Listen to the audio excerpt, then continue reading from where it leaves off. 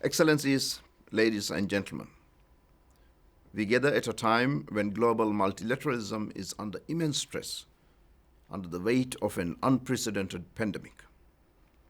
Yet, it is in these challenging times that we need multilateralism more than ever, as the fate of the 2030 Agenda for Sustainable Development hangs in the balance. Yes, the pandemic has temporarily diverted our attention and resources towards addressing its immediate repercussions. Given the urgency and scale of the crisis, this was only common sense. However, the pandemic has not absolved us of our duty to address the other concerns facing our people and planet, concerns very much summarized and addressed in the Sustainable Development Goals. It falls on us now to strengthen global cooperation and mobilize political will to implement a comprehensive global recovery, one built upon the goals and aspirations of the SDGs. And we must do so with the full understanding that all of the major challenges of our century are global in scale. They cannot be met without the concerted effort of all actors spanning the globe, from governments to businesses to civil society. The era of isolationism is long over. COVID 19 has underscored that reality quite clearly. We will not succeed if we ignore the world around us, if we prioritize one region or issue over others, or if we neglect marginalized and vulnerable communities. We must breathe new life into multilateralism and shape it so that everyone benefits. We must acknowledge the gravity of the issues that confront us, climate change, poverty, and economic loss among them, so that we can effectively address them and recover better. And we must act with compassion, committing to prioritize the most vulnerable amongst us. We must leave no one behind. I call on the international community to support initiatives to provide debt relief to economically vulnerable countries, such as SIDS, LDCs, and LLDCs, to support industries crucial to the economic well-being, such as tourism, and to strengthen global regimes for development cooperation and assistance.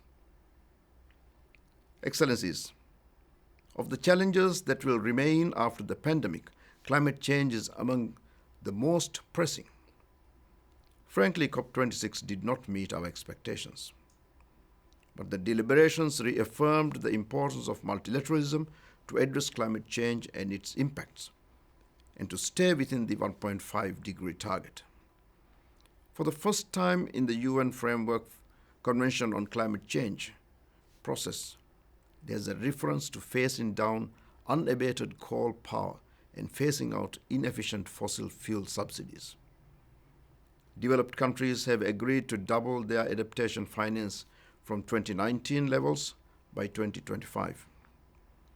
Parties that have not yet communicated new or updated nationally determined contributions agreed to do so before the next COP. The Glasgow Leaders' Declaration on Forests and Land Use, signed by 120 countries, aims to halt and reverse forest loss and land degradation by 2030.